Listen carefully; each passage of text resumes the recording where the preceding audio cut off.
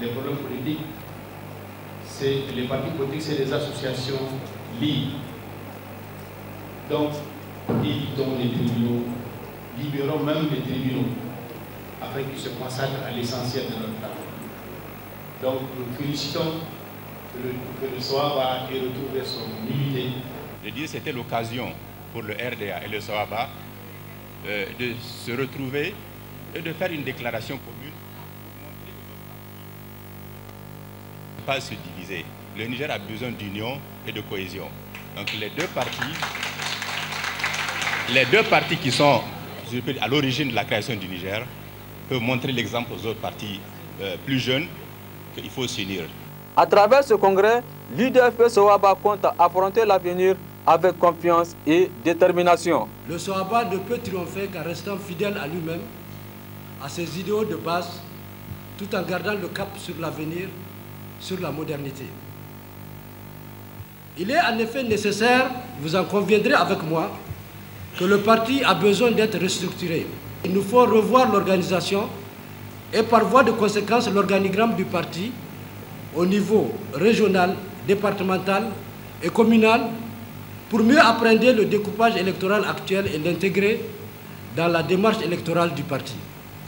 Il nous faut enfin réhabiliter le comité des sages du parti afin que les plus vieux d'entre nous puissent jouer le rôle de régulateur et d'appui conseil au niveau des instances dirigeantes du parti. Les participants prenant part à ce congrès vont 2 jours durant travailler et mûrir des réflexions ensemble afin que le SOABA puisse reprendre la place qui est la sienne sur l'échiquier politique national. Les jeunes PNDS Taria du quartier Kwarakano ont également rendu public cet après-midi une déclaration objectif soutenir le programme de la Renaissance entrepris par les autorités de la 7e République. La teneur avec Laminou Abba Sani, président des jeunes PNDS Taria Kwarakano.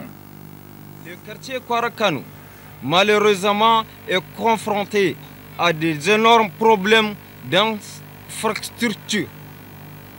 Avec l'arrivée du gouvernement de la 7e République, Kwarakano vient de bénéficier d'un goudron à double voie.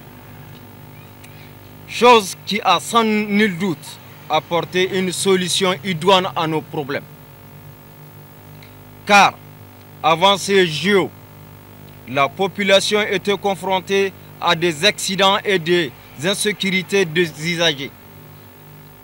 C'est pourquoi l'honneur me revient à ce jour de rendre hommage au nom de toute la population de Kwarakano au président de la République, son Excellence Aladji Mahamadou Youssouf, qui n'a ménagé aucun effort pour faire de ces chantiers l'une de ses priorités conformément au programme de la Renaissance et à sa déclinaison Niamey-Yala qui veut de faire Niamey une capitale vitrine digne de son nom, qui s'illustre par la réalité des grands chantiers tels que les 2 échangeurs, le boucle ferroviaire, le bâtiment moderne, etc. La population de Kwarakano et les jeunes en particulier restent mobilisés pour la réussite du programme du président Mahamadou Youssouf. La route Niamey-Niala menant au quartier Dar Salam est aujourd'hui impraticable. Face à cette situation, le Premier ministre Brigitte Raffini a d'ailleurs interpellé les autorités municipales à prendre certaines mesures. Malheureusement, cette situation perdure toujours. C'est le constat qui ressort de ce reportage signé Isidore Banaba et Soumaïla Dandi. Construite pour rendre fluide la circulation urbaine, la route Niamey-Yala pose d'énormes difficultés aux usagers qui l'empruntent quotidiennement. À certains endroits, comme c'est le cas ici, au quartier Dar es Salam, cette route est impraticable. Semblable à un champ de patates sur une distance d'environ 300 mètres, cette voie a même fait l'objet d'une visite du Premier ministre. Visite suite à laquelle des instructions ont été données pour la réhabiliter. Les médias en ont fait leur gros titre.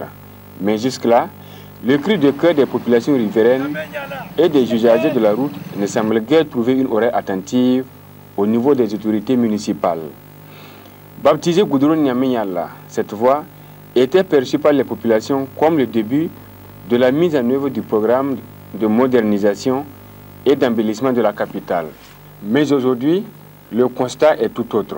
Le nom Niameyala est uniquement utilisé par les usagers, tout comme la santé de l'arbre, faire la santé de l'oiseau.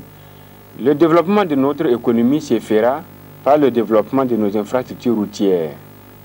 2 ans seulement après sa construction, la route Niamey-Yala est devenue aujourd'hui une hantise pour ceux qui l'empruntent quotidiennement, à cause de son mauvais état, notamment à cet endroit. L'ONG Handicap International a organisé le 17 septembre dernier un atelier de restitution du bilan des activités du programme promotion d'un modèle d'éducation inclusive dans la ville de Maradi. Alzouma Seyni Soumela pour le compte-rendu. Ouvert sous le slogan « Ensemble pour la scolarisation des enfants handicapés à travers l'éducation inclusive », cet atelier est organisé à Maradi par l'ONG Handicap International pour restituer et faire le bilan des activités du projet promotion d'un modèle d'éducation inclusive dans la ville de Maradi.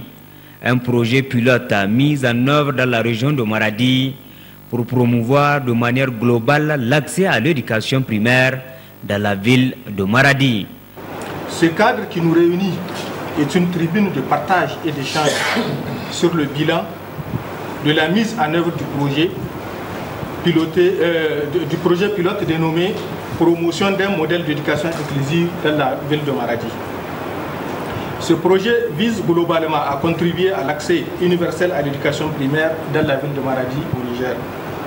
En rappel, ce projet s'est inspiré d'autres phases de même type mis en œuvre à Niamey et dont le plus récent et qui est toujours en cours est le projet Agir pour la pleine participation des enfants handicapés par l'éducation.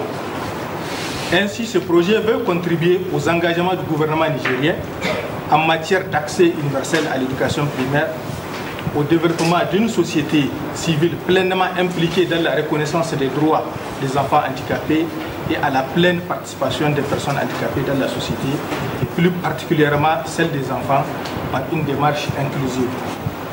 En faisant la promotion de l'éducation inclusive, Handicap International a la ferme conviction que tous les enfants doivent et peuvent apprendre ensemble, afin qu'ils apprennent à s'accepter de leur diversité en vue d'une société plus inclusive. Un projet pilote jugé pertinent par les autorités régionales de par sa cible et ses objectifs. Le projet promotion d'un modèle d'éducation inclusive de la ville de Maradi est tout simplement un projet pertinent. Pertinent non seulement par rapport à la cible, mais surtout au regard des activités.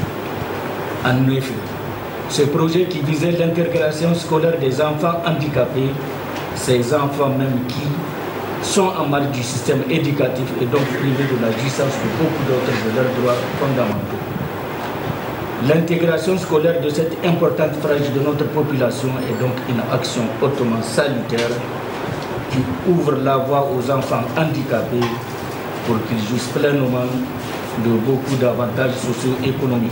Organisation de solidarité internationale indépendante, Handicap International, présente au Niger depuis 2007, œuvre principalement aux côtés des personnes handicapées pour le respect de leurs droits fondamentaux.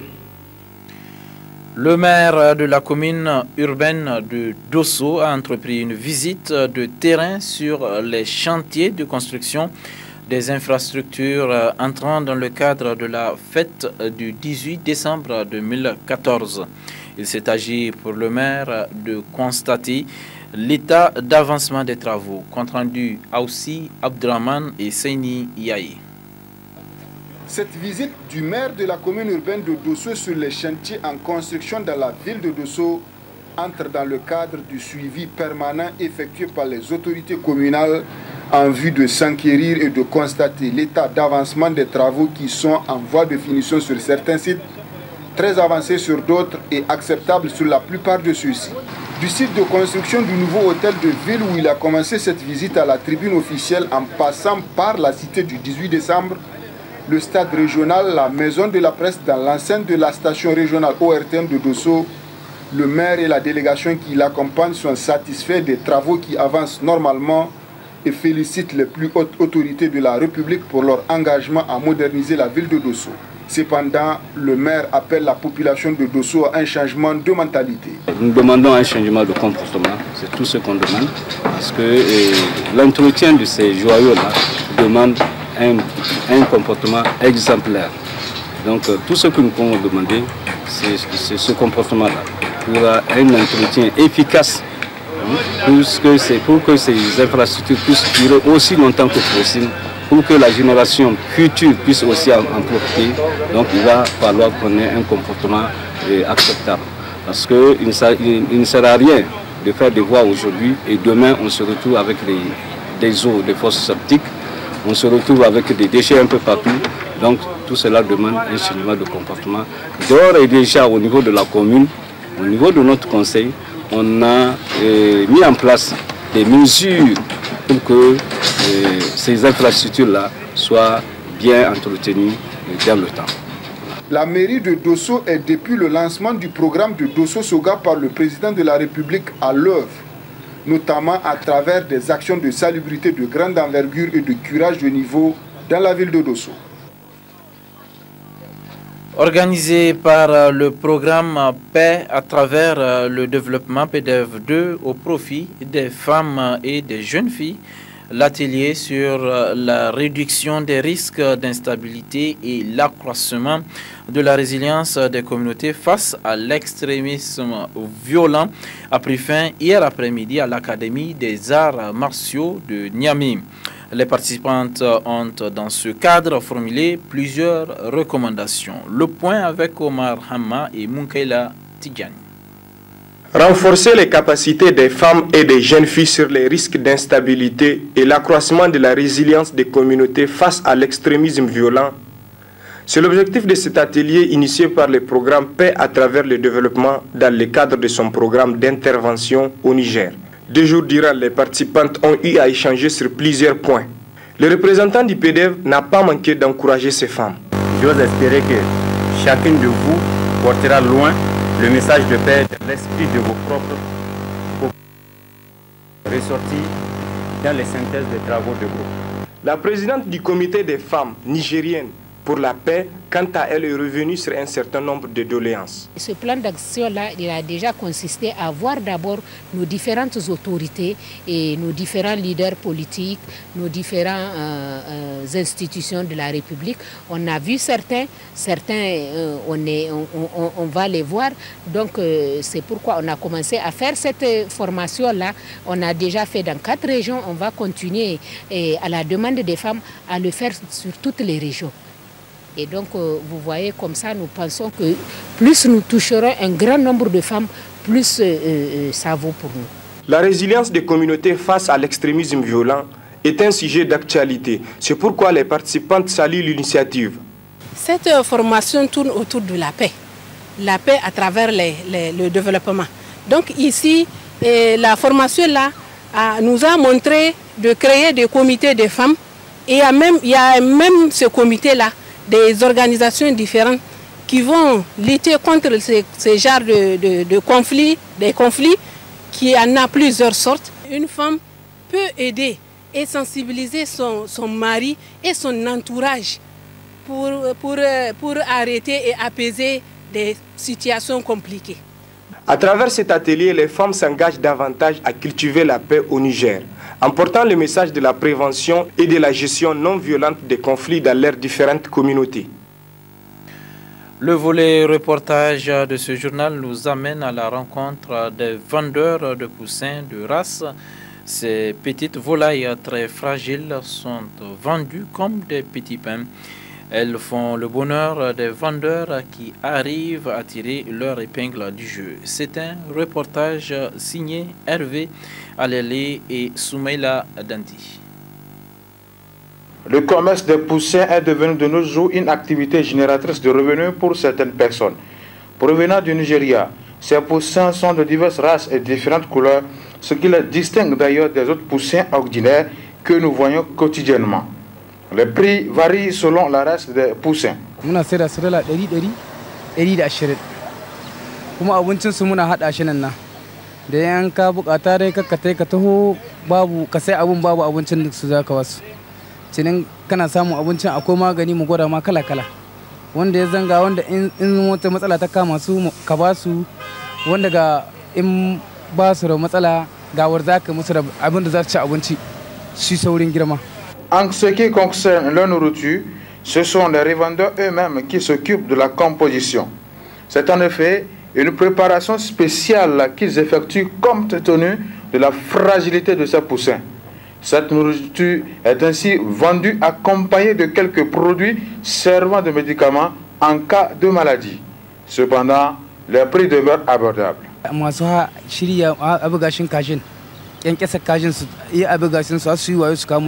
Su da ba mu maganin saboda in ka ce ga matsalar kazanka kuma su da yi muna rakwantar duk abin maganin wanda muke yi musu da kajin in wata matsala ta shigo akwai kashin jini suna abuga shi tsutsa ciki da wannan shiko vitamin shiko da aka sa cikin da sa saboda su yi girma suna cin abinci sosai da ƙoshin lahiya. Ce commerce qui permet à certaines personnes de subvenir à leurs besoins et ceux de leur famille constitue également un moyen de lutter contre le chômage devenu endémique chez les jeunes. Un mot de sport dans ce journal. Lancement hier après-midi au palais du 29 juillet de Niamey de la 3e édition de la CAN Maracana 2014, une compétition qui réunit 5 équipes de l'Afrique de l'Ouest. Compte rendu Al-Mustafa Diakité et Sambo Zamou. C'est le palais du 29 juillet qui a servi de cadre à cette 3e édition de la CAN du Maracana Soccer 2014. 5 pays sont en lice pour le titre de champion d'Afrique de la dite discipline. Il s'agit du Burkina Faso, le Bénin, le Togo, la Côte d'Ivoire et le Niger. Bleu Charlemagne, le président de la Fédération ivoirienne de Maracana, n'a pas manqué de souligner sa satisfaction par rapport à l'organisation. Aussi jeune que le Maracana, c'est un sacerdoce. Je voudrais donc, avant d'entrer dans mes propos, vous en remercier. Merci de toutes nos forces. Le Maracana est un prétexte de rassemblement pour les peuples africains.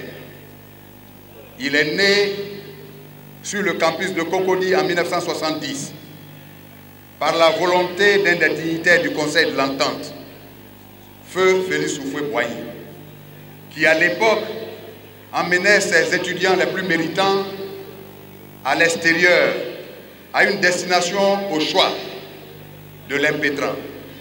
C'est ainsi que certains étudiants ivoiriens, ayant brillamment passé une année scolaire dans les années 72-73, ont accepté de choisir la destination du Brésil. Ils y sont allés pour 45 jours et à leur retour, ayant visité la Stadelle que vous connaissez très bien, je le disais hier à nos frères les journalistes, le Maracana, et ayant découvert dans les favelas du Brésil cette discipline qui s'apparentait à celle qui se pratique dans tous les quartiers de Niamey, qu'on appelait petit camp au Bénin, au Sénégal, au Togo, et qu'on appelle petit poteau en Côte d'Ivoire, ils l'ont traduite en Maracana sur le campus de Cocody. Et tous les 22 heures, quand ils finissent les cours, il leur était loisible de descendre dans l'arène pour déstresser. Il nous reste encore beaucoup de chemin à parcourir pour la promotion du Maracana dans la sous-région, mais surtout dans toute l'Afrique. Nous avons été des témoins privilégiés de cette importante et exaltante mission de vulgarisation et de mutation du Maracana local, style Côte d'Ivoire, au Maracana international, avec des textes et règlements uniformes et communs à tous les pays. Cette mutation a été possible grâce à l'engagement, au courage, au sens du rassemblement et à la disponibilité d'un homme, j'ai nommé le président Bleu Louan Charlemagne, président de la Fédération ivoirienne de Maracana et Discipline Associée et son équipe, mais aussi au soutien de tous les pays de la sous-région. Premier match à l'affiche, le pays organisateur, le Niger, face à la Côte d'Ivoire. Un match plein d'engagement. Le tournoi se poursuit normalement au palais du 29 juillet à la grande satisfaction des spectateurs. Halidou Badje, Hamani Harouna, Mohamed Ben Omar ou encore Amadou Salifou, ce sont là des noms qui circulent dans les milieux politiques pour diriger l'Assemblée nationale. Après le départ de Hama Amadou, il se pose aujourd'hui la question de son remplacement. Alors, qui peut légitimement prétendre à ce poste? Élément de réponse dans ce temps robé signé Rachida Altini. Très bonne réception et très bon début de week-end. Il se pose aujourd'hui la question du remplacement du président de l'Assemblée nationale. Comment voyez-vous cette situation? L'affaire de M. Hama Amadou, président de l'Assemblée nationale, relève encore de la justice. Autrement dit, du tribunal de grande instance de Niamey et précisément peut-être du doyen du juge et du procureur de la République près du tribunal de grande instance ou hors classe de Niamey. Et avec la justice, il ne faut pas se presser. Nous autres, les communs des mortels, nous sommes obligés de vivre avec son rythme. Nous sommes obligés de nous y faire et de ne pas beaucoup nous presser. L'affaire donc relève de la justice. Plusieurs députés sont préoccupés par le problème du remplacement de M. Hama Amadou à la tête de l'Assemblée nationale. Oui, le jour où M. Hama Amadou pourra être écouté en ce moment, le problème sera peut-être dénoué. La vacance de ce poste est aujourd'hui évidente. Juridiquement, comment combler ce vide?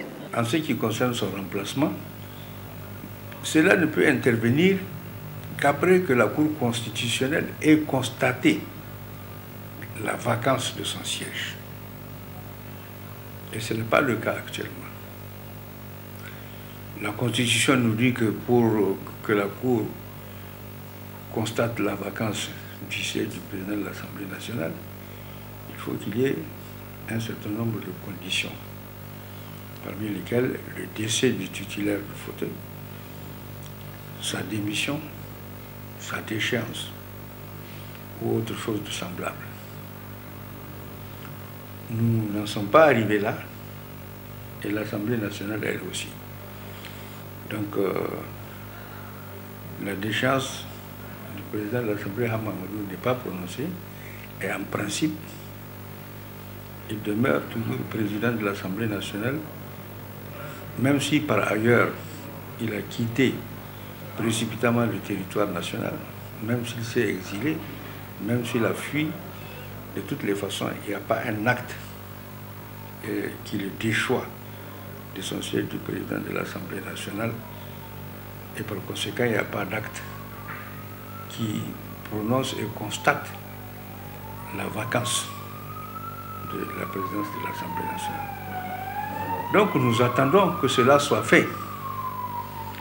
Et il est tout à fait normal que des gens soient pressés de voir que tout cela se déroule rapidement.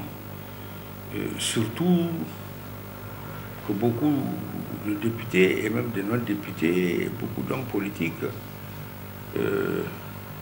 pensent que on doit arriver au bout de ce processus avant la fin de ce mois de septembre, autrement dit, avant le début du mois d'octobre, lorsque la session ordinaire et session de loi de l'Assemblée nationale serait convoquée.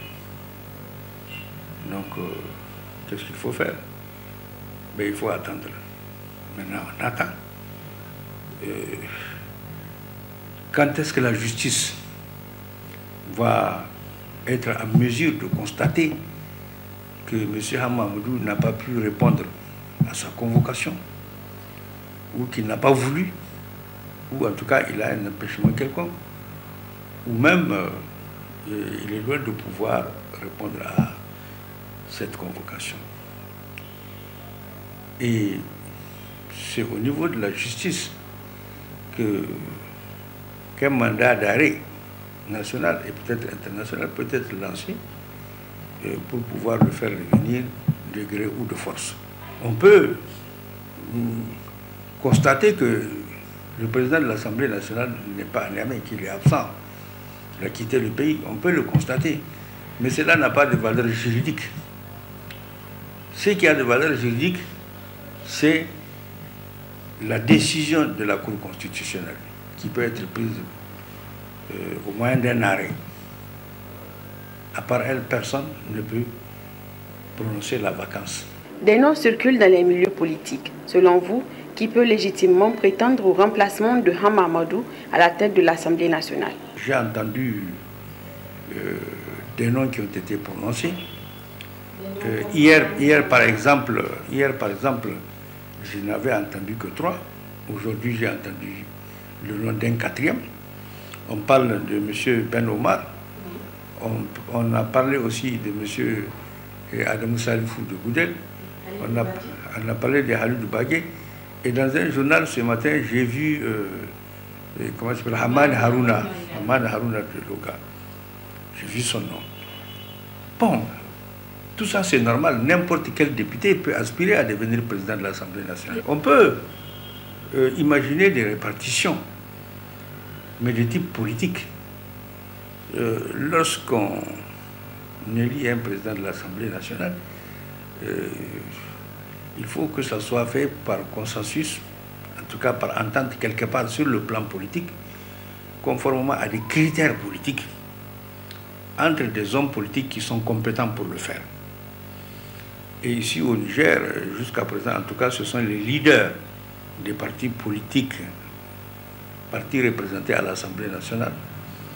Ce sont eux qui se réunissent pour arriver à un consensus. Et plus précisément d'ailleurs, ce sont des partis représentés à l'Assemblée nationale et membres de la majorité au pouvoir. Ce sont eux qui se réunissent pour s'entendre. Notre constitution dit que le président de la République nomme le Premier ministre sur proposition de 3 noms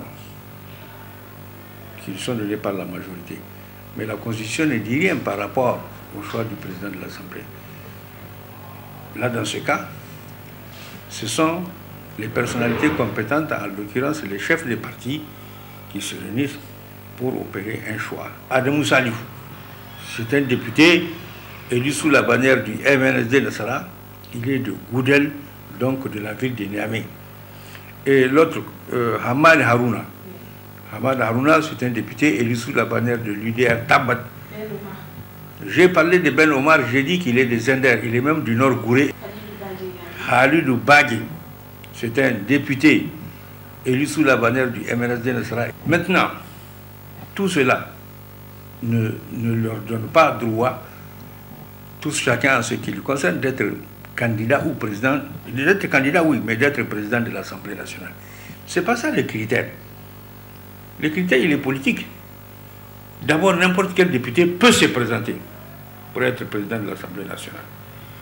Mais les bons usages veulent que le candidat à un poste dans le bureau de l'Assemblée nationale soit présenté par son groupe parlementaire, donc avec l'accord de son parti politique.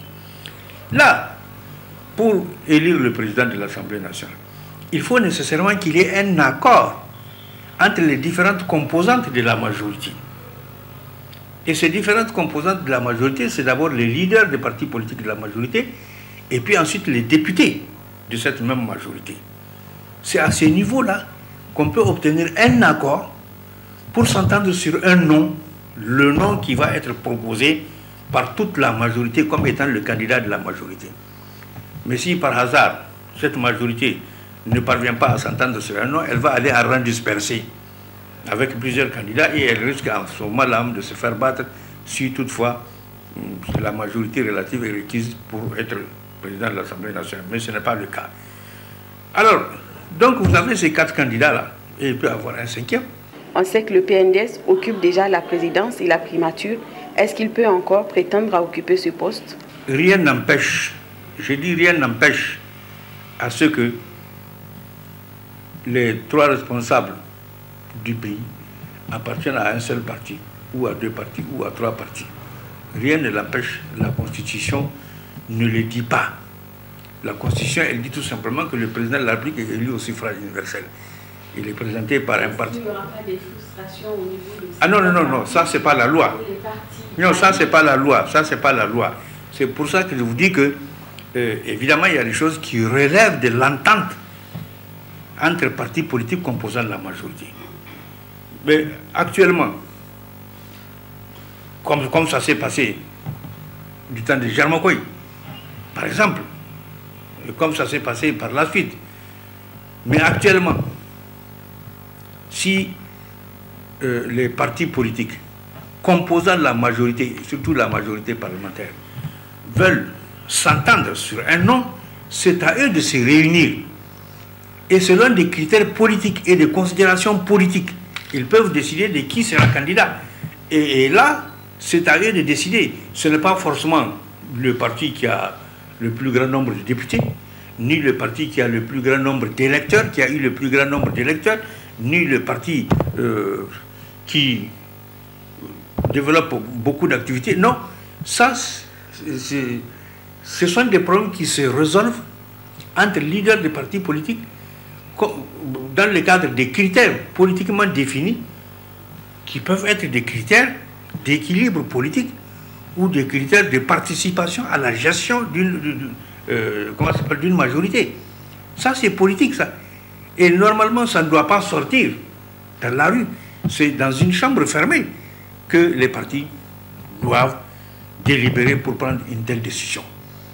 Et si jamais ils sortent comme ça pour le dire, ah ben voilà, nous avons décidé, nous avons discuté que c'est tel parti, eh bien le code électoral condamne ça, puisque le code électoral dit que à l'occasion des élections, il n'y a pas de marchandage politique.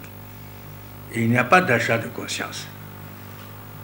D'ailleurs, en 1993, à un certain moment donné, il avait été dit qu'il y a eu des marchandages entre les différents partis de l'AFC, dirigés par Mme Ousmane Mohamed Youssoufou et Jarmakoy, qu'il a eu des marchandages entre eux pour pouvoir se céder des postes. Et le MNSD qui était à l'opposition avait même porté plainte. Fort heureusement, sa plainte a été classée sans suite. Mais donc, ces opérations politiques-là, elles se déroulent dans un cadre politique. Et le cadre politique, ce n'est pas un cadre de rue, ce n'est pas un cadre de la place publique, mais c'est un cadre qu'on trace et dans lequel consensuellement les gens peuvent prendre position.